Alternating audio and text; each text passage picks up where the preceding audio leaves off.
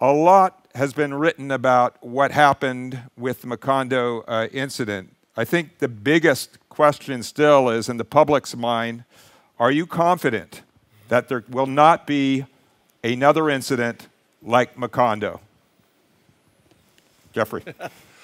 Well, I think we're more confident than we were. Why? Because we've put in place, BOMR has put in place provisions in the leasers that the actions they have to take to be better prepare, better take account of what the consequence would be if there were one.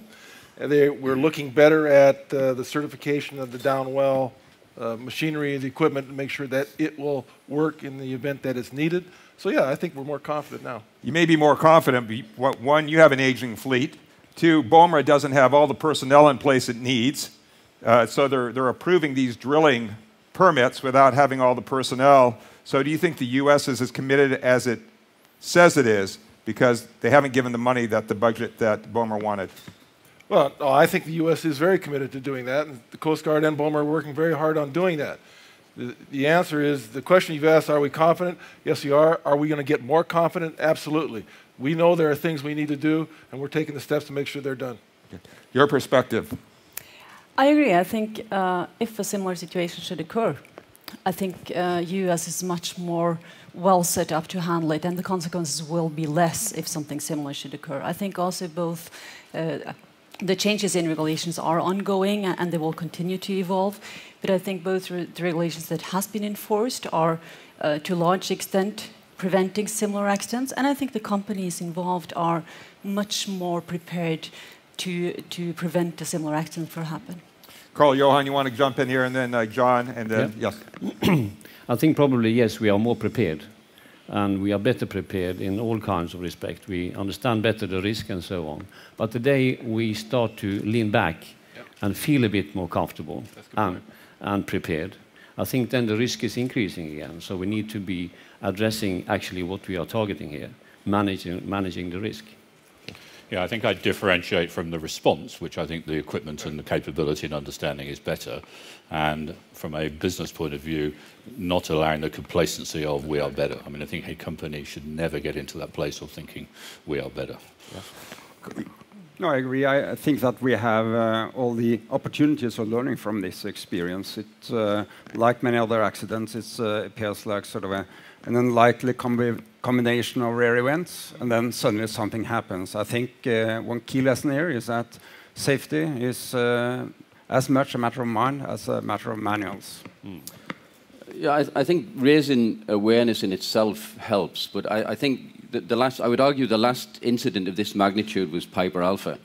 And if you consider the aftermath of Piper Alpha, where the UK government initiated the Cullen investigation in that subsequent report, which actually manifested itself into significant structural changes in terms of how you assessed and managed risks, that all takes time. So I actually don't think we can rest on our laurels. It may take 2 or 3 years before we come up with a new regime which allows us to be absolutely comfortable.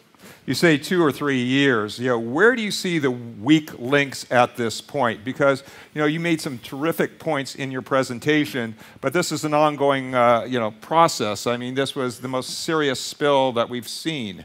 Where do you continue to see weak links? I don't know if they're weak links, but I think first of all you have to take an objective look at what risks you're trying to manage, and then you have to put the structures in place to actually be able to do that. And that might be changing legislation, it may be changing the approach to how you assess and manage risk, it might be looking at the Coast Guard and the interface it has with other agencies. It's a very, very broad mandate. So I'm not sure there's particular weaknesses. I think the weaknesses itself is to get the ideal solution, actually you need to be patient. Yes, I agree. And that's why we prefer to call it the Macando accident, not the Deepwater Horizon accident, because it encompasses a wider aspect of problems. I think that you have the regulatory part of it, but also you have sort of the culture of the companies, the implementation and enforcement of existing regulations, and the way that you are embedding this in the mind of the people on all levels of the organization. John, I know your organization has spent countless hours Yeah, I think the one we're concentrating on the most, in your sense of the weakest link, is the competency of all the people operating out there. I think, most of them probably are good, but we have no, as Graham says, objective sense, sort of capability matrix, sort of threshold assessment criteria to know really those handling the knobs, the dials and the knobs and the levers are really competent to do what they're doing. It's very interesting you should say that, and forgive me while I look for a piece of paper here, but it makes a very key point. And it's something that, Elisabeth, that you wrote in a DNV position paper on the U.S. Offshore industry, and I recommend for any of you who haven't read it, read it. It makes for very interesting reading here in terms of the safety regime in the U.S. And one of the things you said here, and I found this very interesting, you said, even when full risk assessments are made during the design and construction of offshore facilities, the operators of the rig do not know what key barriers, such as technical devices or operating procedures, must be in place or strictly followed to minimize the risk or prevent accidents from happening. So, we propose equal focus on technical, operational, and organizational considerations. Quite simply, the best risk assessment is of no value if the operator on the deck plate does not know what must be in place and is operational. I think this is key. Yeah.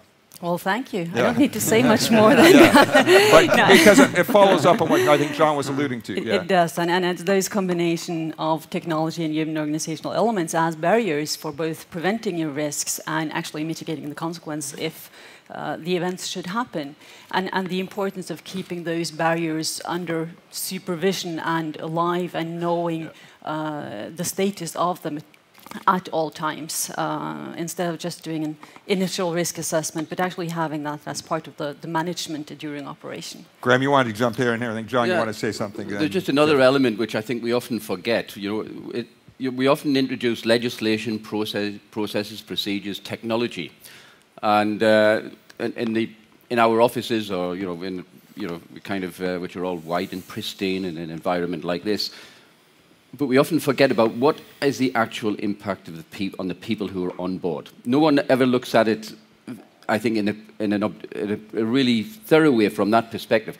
And the danger is that we actually overload people with information. They have information overload, and they then can't differentiate between the real risk and a smaller risk which would lead to a relatively small event. So I think that's also something that has to be borne in mind. So how are you simplifying that to minimize that becomes a breaking point? Yes. I don't think I have the answer to that question. Oh, okay, I thought I'd ask the question. Elisabeth, do you want to take a stab on that, or Karl-Johan? Well, it's a very important point. It is a challenge, and it's about the clarity of roles and responsibility, both between different organizations and then down to the different individuals in an organization. And I think that's one of the lessons learned and things we need to continue to work upon. Jeff, you wanted to jump in here? Yeah, I wanted just to take off on the quote that you gave from Elisabeth. She's referring to the operator recognizing the risk, but I think from the regulator's perspective, I know that we have a huge challenge. We need to work with BOMR. We have to work together on that because we have combined responsibility and making sure that we actually really become seamless and then can actually ourselves look and see if the risks are addressed. Puts a huge burden on us, to be honest with you. Sturla, you want to say something here? And Karl-Johan, you want to jump in? Yeah, I just want to comment upon something that the Lantz touched upon in his presentation, and that was sort of the balance or differences between a prescriptive regulatory framework and one more goal-based, functional-based, and that, I think, will be an essential discussion moving forward. I want to get to that, but first, yeah. It's complex issues that we're talking about, and we have regulatory systems, procedures, whatever it is, which is as clever as they are, probably very good. We have technology which need to be managed, and in the middle of all these things, we have the human being, the man or the woman in place, which needs to understand the position and the consequences of what they are doing at any one time. And then one of the key factors I would expect is management skill on the site, understanding the consequences of the operation which is ongoing beyond what is every day, let's say, talk of the town.